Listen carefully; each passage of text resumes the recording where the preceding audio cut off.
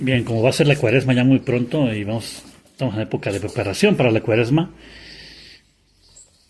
quiero hablar de la mortificación.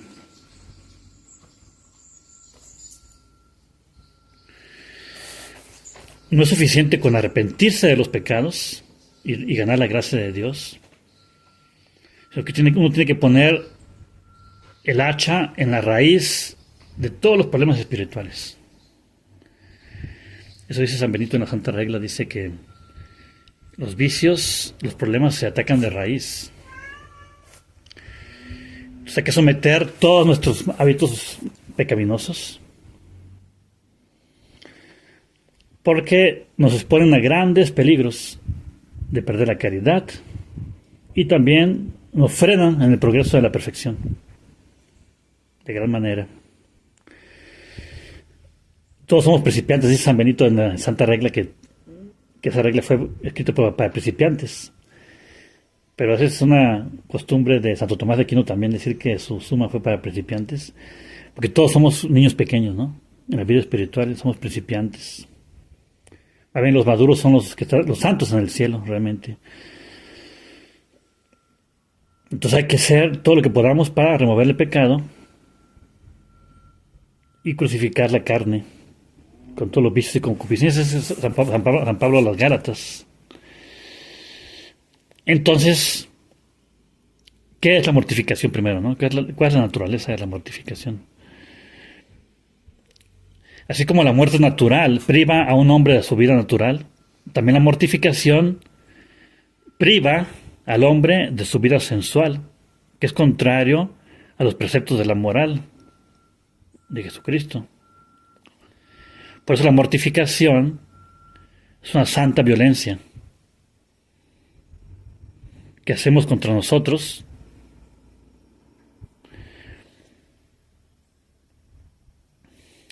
y sufrir los horrores que nuestra naturaleza inclinada al mal nos propone. Y abstenernos de cosas que son inclusive gustosas o agradables a nosotros. Entonces el propósito de la mortificación es restablecer una perfecta sujeción de la carne al espíritu y del espíritu a Dios. Este fue el orden que se perdió por el pecado original. Entonces Adán y Eva tenían un orden. Ellos obedecían a Dios y la carne y las pasiones obedecían al alma, a la memoria, al intelecto, a la voluntad. Por eso ellos no podían pecar, al menos que su voluntad la forzaran con pertinacia, a propósito. Ellos estaban ordenados, o sea, significa que tenían todas las virtudes automáticamente, controlando toda la carne y las pasiones de acuerdo a la voluntad de Dios y a la voluntad de ellos mismos.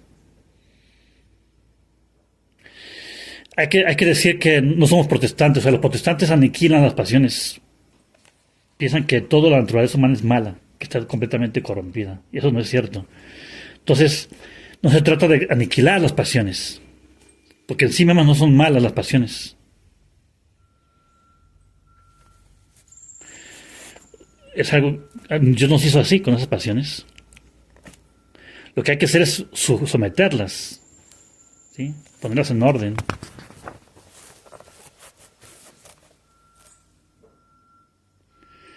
Porque el hombre tiene parte espiritual y parte animal. Somos hombres racionales, animales racionales. Y también tenemos el hombre interior, el hombre exterior. Tenemos voluntad, memoria, entendimiento. Es lo que constituye al hombre interior. Y el cuerpo con sus 5 sentidos constituye la parte animal o la parte exterior del hombre. Entonces, por el pecado original, entonces el hombre se deteriora, se debilita y se hace pronto, o sea, es fácil para él pecar, es inclinado a pecar fácil en cuerpo y alma. Por eso hay que mortificarse tanto internamente, o sea, la voluntad, el intelecto, a la ley de Dios, para sujetarla, y también hay que mortificarse exteriormente. manteniendo los sentidos en vigilancia, para que se sometan a la razón y de la razón a la fe. Y también la mortificación puede ser activa o pasiva. Es activa cuando voluntariamente nos hacemos violencia a nosotros mismos, imponiéndonos a penitencias o actos de negarnos, de renuncia. Y la mortificación es pasiva cuando se trata de sufrir con resignación las adversidades, las molestias, los sufrimientos, las cruces, que Dios permite que otros nos impongan sobre nosotros, ¿no?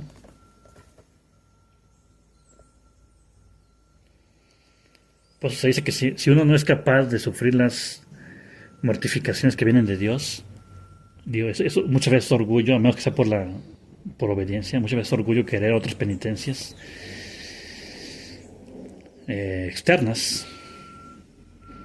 Por eso para los religiosos la principal penitencia es la santa regla, ¿no? Y la obediencia. Entonces ahora la necesidad de la mortificación.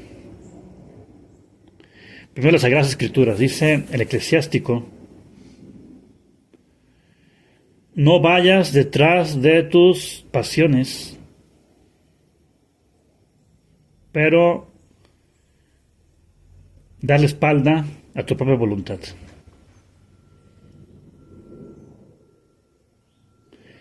Si un hombre quiere venir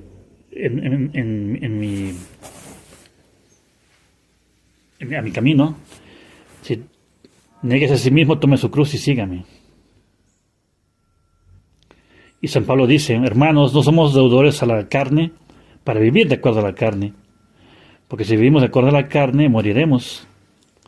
Pero si vivimos de acuerdo al Espíritu, mortificando las obras de la carne, viviremos. Tal vez San Agustín dice lo siguiente: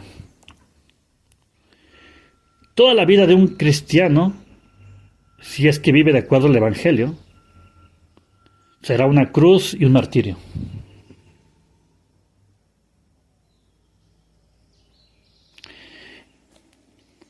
Y dice San Juan Clímaco: este es el trabajo de esta vida, mortificarnos, castigar, debilitar, someter y exterminar las obras de la carne por el poder del alma, del espíritu. Este es nuestro propósito en la vida y esta es nuestra guerra, nuestro principal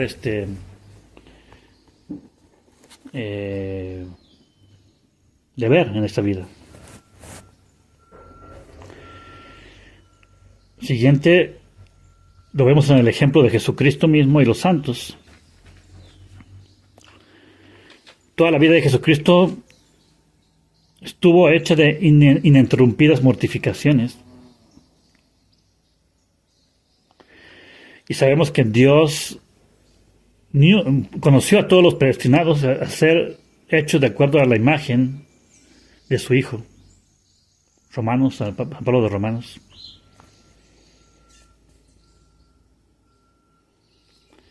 Y dice San Pablo a Timoteo: porque si hemos muerto con Él, viviremos también con Él. Y si sufrimos con Él, reinaremos con Él.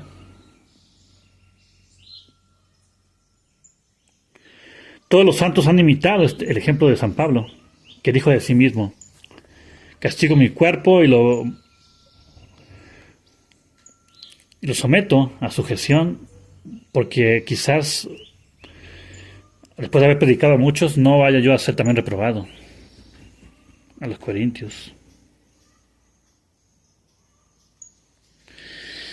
Y también la razón nos dice que nada puede ser más natural y más necesario para nuestra parte inferior, para nuestra carne, que someterlo a la parte superior, que es el alma. Dice San Bernardo: el orden puesto por Dios es que eh, la servidora sea la que sirva a la señora. Y la que domine a la servidora es la señora, no al revés. Esto iría en contra de la razón. Por eso es que la parte inferior del hombre no debe rehusarse a someterse a la parte superior del hombre, que es la razón, y la razón es la fe, ¿no? Este es el motivo por el cual la mortificación es tan importante, tan necesaria. De hecho, desde el libro de Génesis leemos Dios diciéndonos, la imaginación y los pensamientos del hombre y de su corazón están prontos al mal desde su juventud. Están inclinados al mal desde su juventud.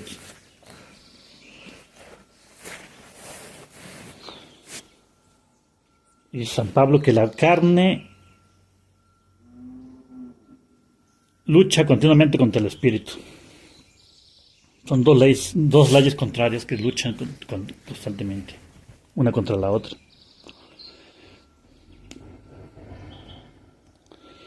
Sabemos también que muchos hábitos malos hemos contraído en el mundo. También hemos conocido los máximos del mundo, los malos ejemplos de otros. Y también sabemos los continuos esfuerzos del demonio para atraparnos. Entonces todo esto nos hace que tengamos un cuidadoso, velar cuidadosamente sobre nosotros mismos por la práctica del negarse a sí mismo y la mortificación. Por eso no se puede llegar a la perfección sin la observancia de nuestras santas reglas, nuestros votos. Nunca llegaremos a eso si primero no removemos los obstáculos para la observancia de nuestros deberes. Y esos obstáculos son los deseos desordenados de honores, riquezas, placeres. Nunca seremos capaces de obedecer a nuestros superiores con humildad en todas las cosas, a menos que hayamos aprendido a renunciar a nuestra propia voluntad y a nuestro juicio.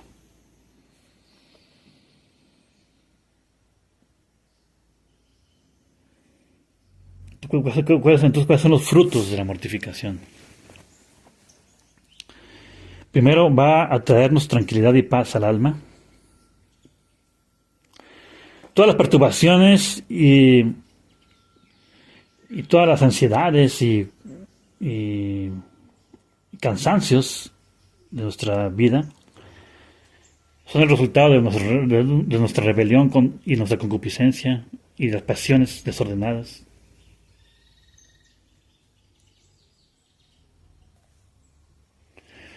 Hemos observado, por ejemplo, que cuando nos dejamos llevar de la ambición, de la envidia, de la pelea, de la ira, de los pecados de la carne, no estamos en paz, ¿no? Hay perturbación.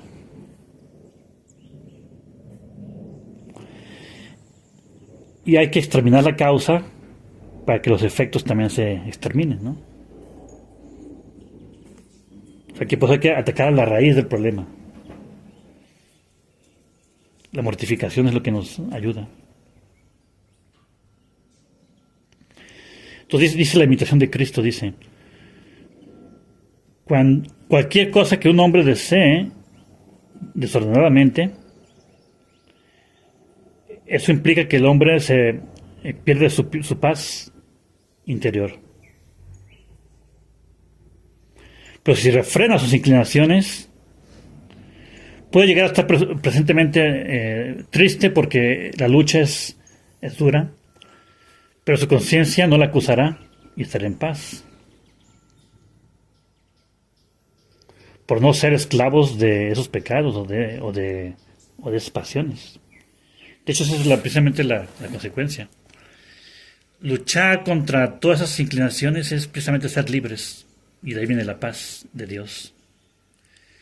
Pero cuando uno no lucha contra esas cosas, uno se esclaviza, uno se hace dependiente de esas cosas, de rebeliones, y uno nunca va a tener paz. O sea, el Espíritu Santo no trabaja bien o muy poquito, ¿no?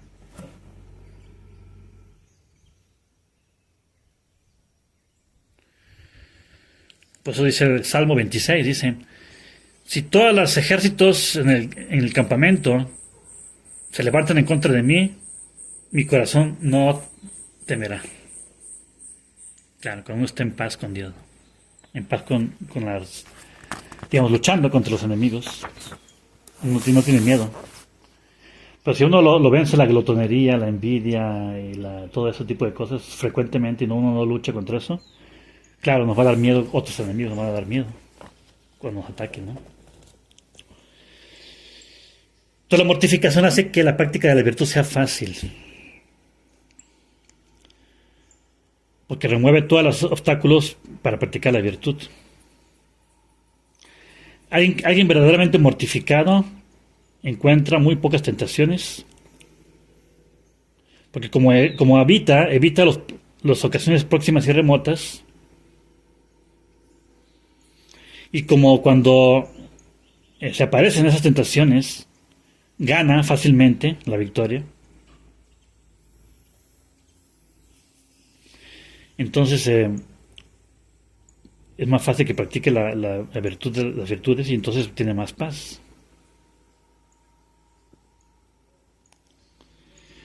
Por eso dice San Pablo que cualquiera que no se niegue de cosas inclusive lícitas, fácilmente empezará a caer en cosas que están prohibidas. Entonces la mortificación tiene que matar esas pasiones que no tienen que ver con nuestro deber de Estado, aunque sean lícitas, ¿no? Aunque sí, en sí mismas no sean pecado, si no es nuestro deber de Estado hay que mortificarlas.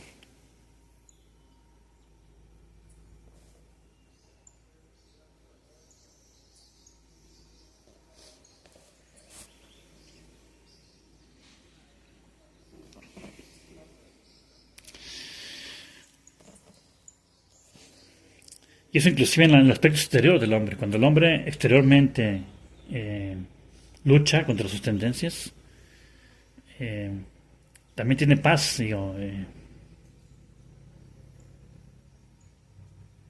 y puede vivir en la presencia de Dios. Es lo que dice nuestro Señor cuando dice, tener vuestros lomos ceñidos con vuestras lámparas ardiendo en sus manos. O sea, vigilantes contra los deseos del cuerpo y del alma, ¿no? Y San Gregorio dice que la lámpara ardiendo en nuestras manos es cuando mostramos la luz de nuestras buenas obras y la fuerza del buen ejemplo.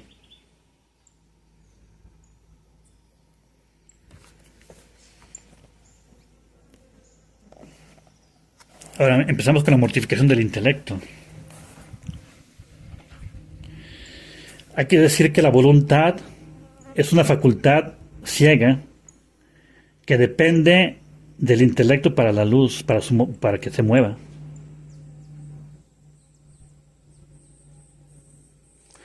La voluntad solamente se puede mover en cosas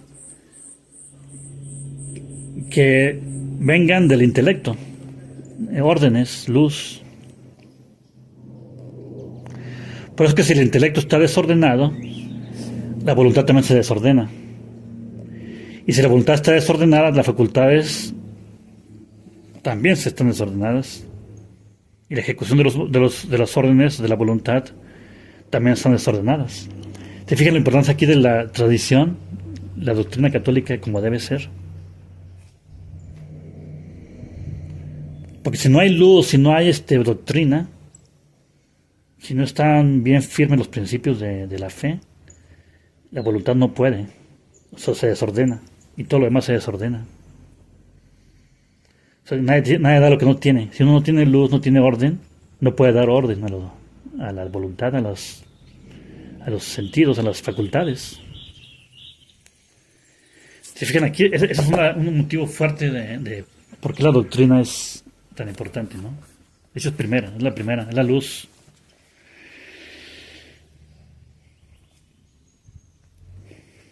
Estos son tres vicios del intelecto que hay que combatir. La curiosidad, la temeridad o juicios temerarios y la pertinacia.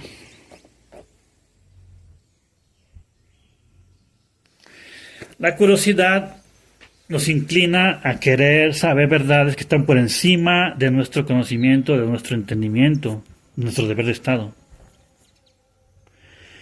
De aquí vienen muchísimas tentaciones y pecados contra la fe.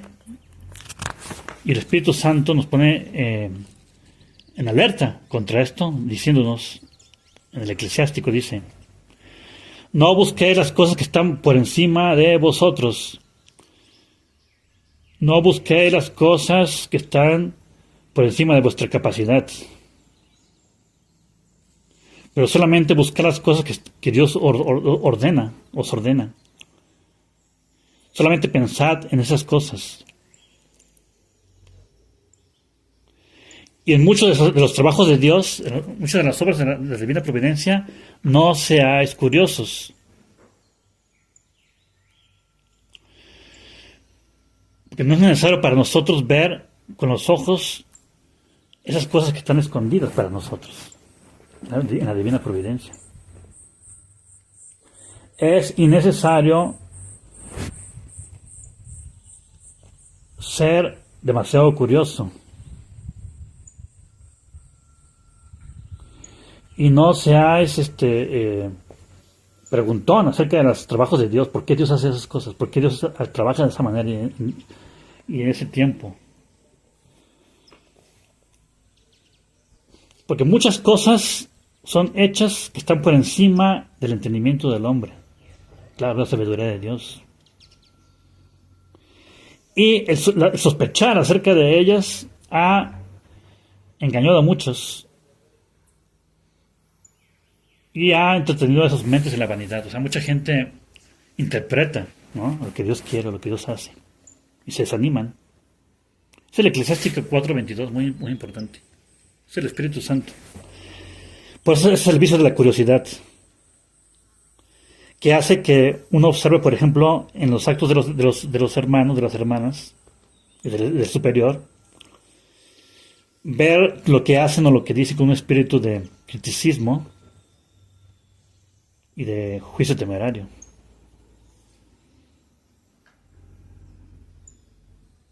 Es que nos rebasa. Es que uno no tiene los ojos del superior y el superior no tiene los ojos de la Divina Providencia. Entonces uno por eso tiene que estar obedeciendo. A menos que sea pecado, uno siempre obedece. Aunque no entienda, aunque sea dudoso, aunque sea difícil, uno siempre obedece. Y quiere saber el por qué, eso es precisamente lo que hay que evitar. Hay que mortificar esa curiosidad de querer saber por qué, ¿no? San Benito dice que no preguntar a menos que las pregunten a nosotros. O sea, no hablar a menos que nos pregunten. Claro, esas son cosas que hay que mortificar, sí. Como dice aquí, de ahí vienen muchas tentaciones, muchos peligros. Sí, eso yo lo sé por experiencia. Como el mundo actual, eso de redes sociales es querer saber y saber y saber, querer que se me explique para yo poder actuar, para estar convencido, para estar tranquilo. Todas esas son seguridades al nivel humano. Pero Dios no ofrece eso, ¿no? Dios, al contrario, quiere obediencia a cosas que no entendemos, que no sabemos. El segundo vicio, entonces, es el juicio temerario. Nos ponemos como jueces de las vidas, las maneras y acciones de otros, violando la ley de la caridad fraternal, que nos pide que hagamos a los otros como nos gustaría que se hiciera con nosotros. No se nos ha puesto como jueces sobre nuestros hermanos. O sea, los jueces han sido, o sea, los jueces que Dios puso en la tierra es la iglesia, o sea, los sacerdotes, los obispos, los papas, los padres en una familia y el superior en la comunidad. Esos son los jueces, ¿no? Pero ellos son los que van a dar cuentas a Dios. Y los súbditos nomás están encargados de obedecer.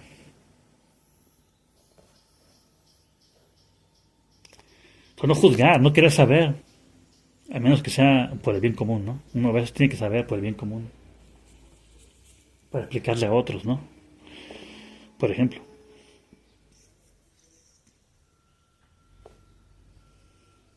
Porque cuando juzgamos, usurpamos un poder que no tenemos. Por eso dijo Jesucristo, no juzguéis y no seréis juzgados.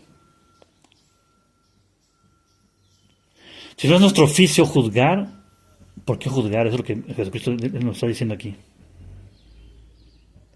Sí. Y eso especialmente es en las comunidades, ¿no?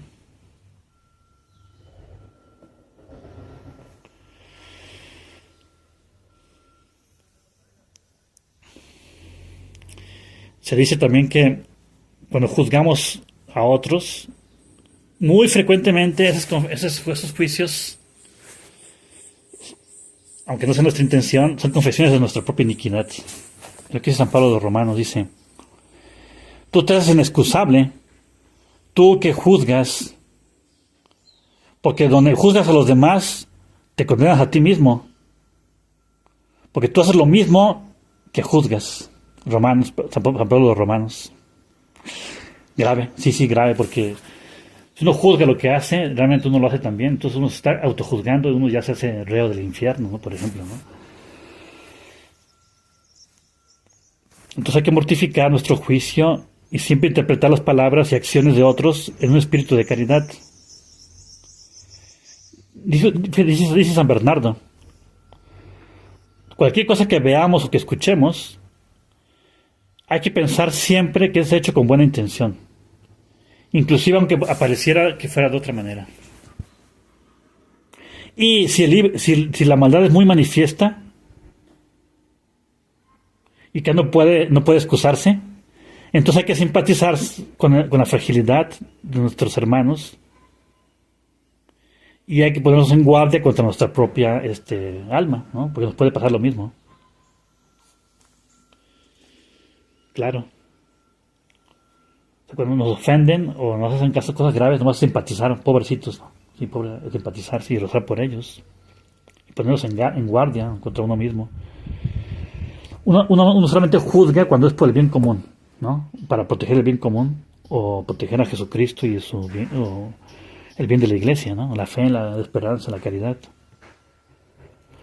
Pero fuera de esos casos, que es por los otros, que uno actúa o juzga para proteger el bien común o los demás, cuando el mal es contra uno mismo, uno no busca justicia, no busca juzgar.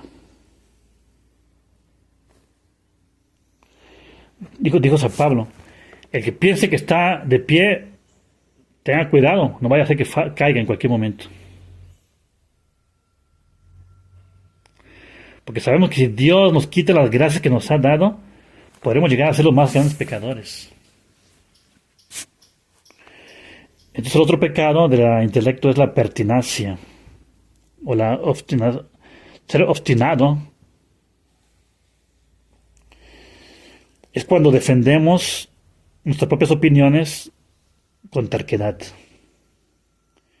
Es la hija del orgullo.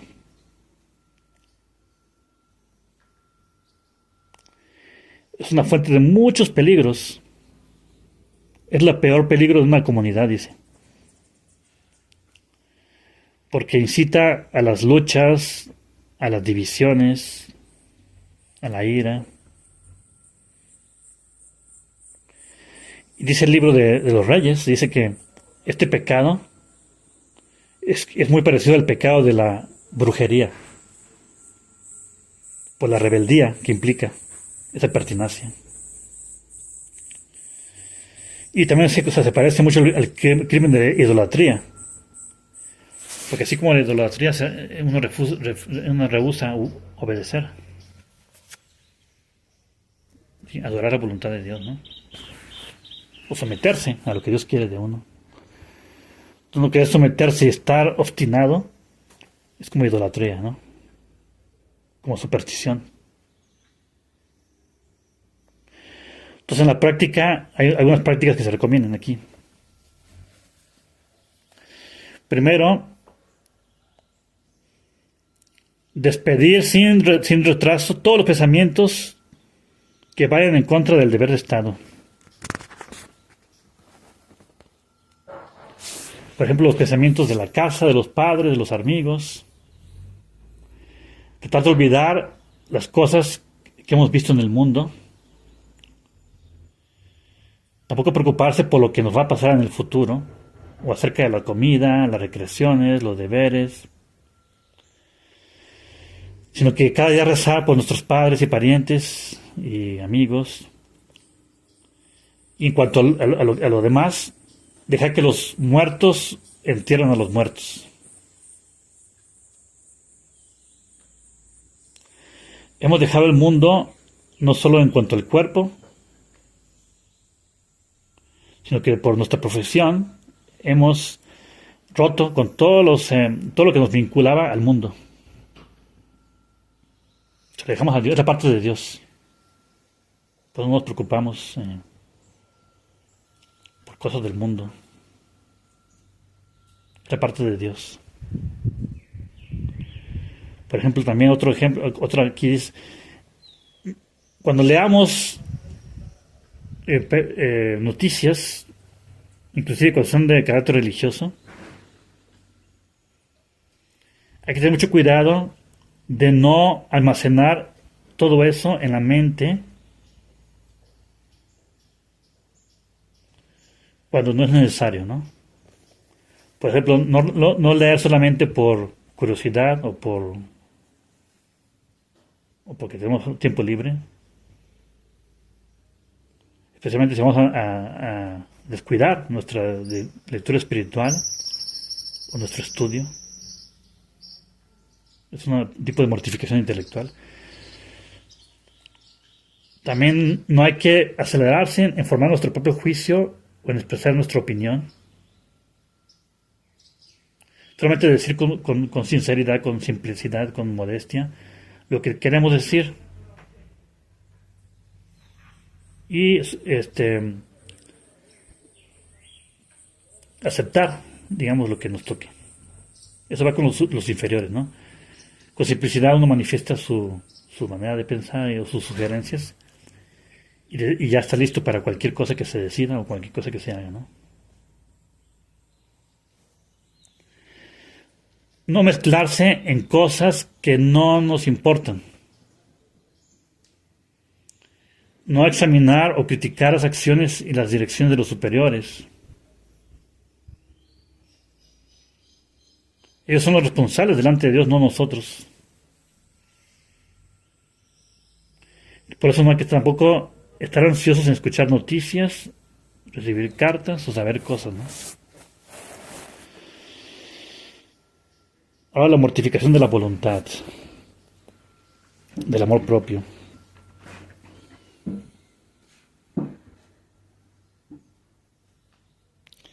Hablamos de lo que... No hablamos de la voluntad que es común con Dios, o sea, de la voluntad de Dios, o lo que es por el bien común, o sea, de la santa regla, o de la comunidad, o de los demás. O sea, no hablamos de esa voluntad que esa es muy santa, ¿no? Hablamos de nuestra voluntad que nos hace desear cosas por nosotros mismos solamente, despegada del honor de Dios o del interés de nuestros hermanos. De eso hablamos, ¿no? Cosas que queremos que no tienen nada que ver con el bien común o con el bien de Dios. Entonces San Bernardo dice que un religioso no puede tener voluntad propia. En ese sentido, hablando en ese sentido, ¿no? El voto de obediencia nos ha puesto en la situación, con todas sus facultades, de estar siempre a la disposición de los superiores. Pero San Benito dice que uno de los instrumentos de buenas obras para un religioso es odiar la propia voluntad. Entonces la propia voluntad, el amor propio, son las raíces de todo pecado. Entonces San Bernardo dice Retírate de tu propia voluntad y no llegarás al infierno. Y San Agustín dice lo siguiente: el más grande bien del hombre consiste en el amor de Dios, pero el mal más grande del hombre consiste en el amor inordenado de sí mismo, el amor desordenado de sí mismo.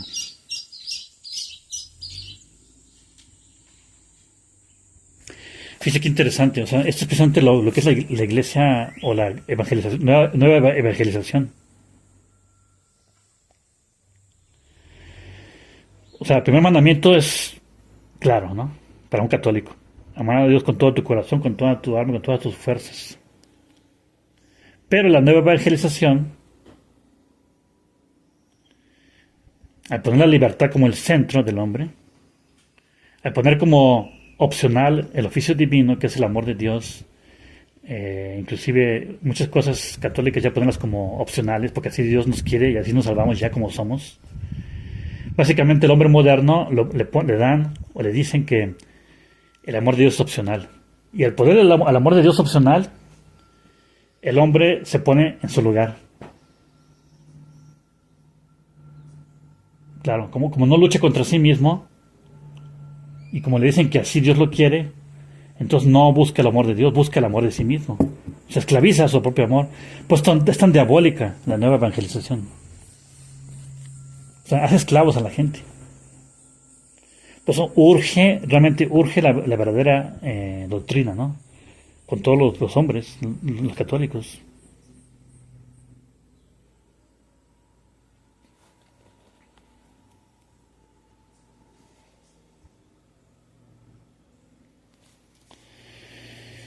Entonces dice el libro del Eclesiástico: no vayáis tras vuestras pasiones, sino ir en contra de vuestra propia voluntad. Porque si tú le das rienda suelta a tus deseos, serás el gozo de tus enemigos. Le darás gozo a tus enemigos, ¿no? Lo que dijo Jesucristo, ¿no? El que ama su vida en este mundo la conservará para la vida eterna, pero el que odia su vida en este mundo la conservará para la vida eterna, pero el que la ama en este mundo la perderá por toda la eternidad.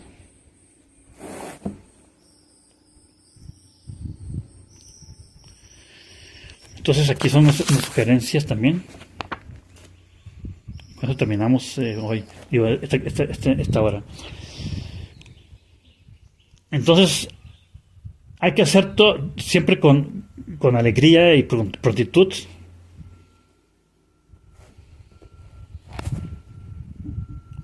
Todas las cosas y no solamente las que son las que más nos gustan, ¿no? Lo que es la voluntad, lo que es nuestro deber de Estado. O sea, es mala señal cuando uno hace solamente con mucha alegría lo que le gusta a uno.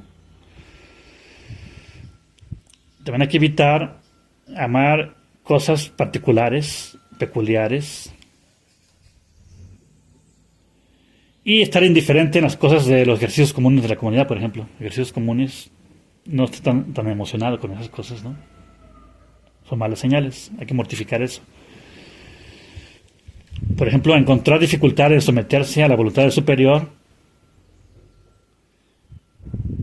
encontrar eso más difícil que acomodarse a la propia voluntad o a la voluntad de otras cosas, ¿no? Que no son la voluntad del superior.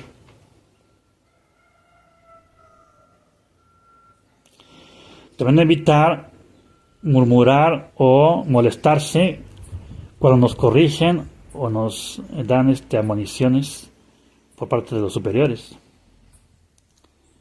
Siguiente, no pedir excepciones de la regla común.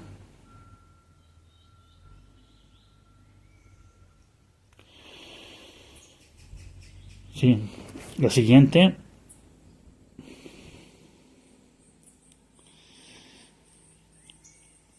no decir con importunidad lo que nos gusta. sino buscar más bien lo que es el bien común, ¿no? Lo que dice San Benito, que todo lo que hagamos a buscar lo que es bien, está bien, lo que es mejor para los demás, no para lo que es mejor para uno, ¿no? Por ejemplo, huir de esos deseos como querer cambiar de monasterio, de oficio, de ocupación, porque por las dificultades, los inconvenientes, o por la manera como somos tratados por los superiores o los hermanos o las hermanas. Huir de esos deseos. Huir de la insistencia de querer tener privilegios, vacaciones, exclusiones, excepciones. O decirle a los demás que pidan esas cosas, ¿no? También cultivar amistades privadas o especiales, ¿no? Hacer nada o omitir nada o rehusar nada que no sea explícitamente o implícitamente pedido por el superior.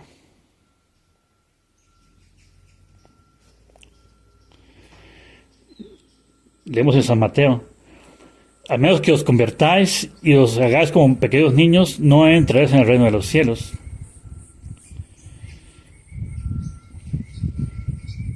Es porque Dios rechaza nuestros trabajos y nuestras obras. Si nos encuentra, si se encuentra que nuestras obras están manchadas con la voluntad propia o el amor propio. Siempre ver a Dios en los superiores, en la Santa Regla, siempre.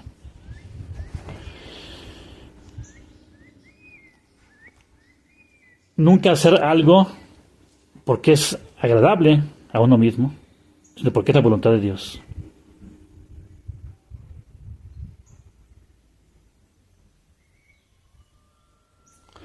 No desear que las cosas sean de acuerdo a los deseos humanos.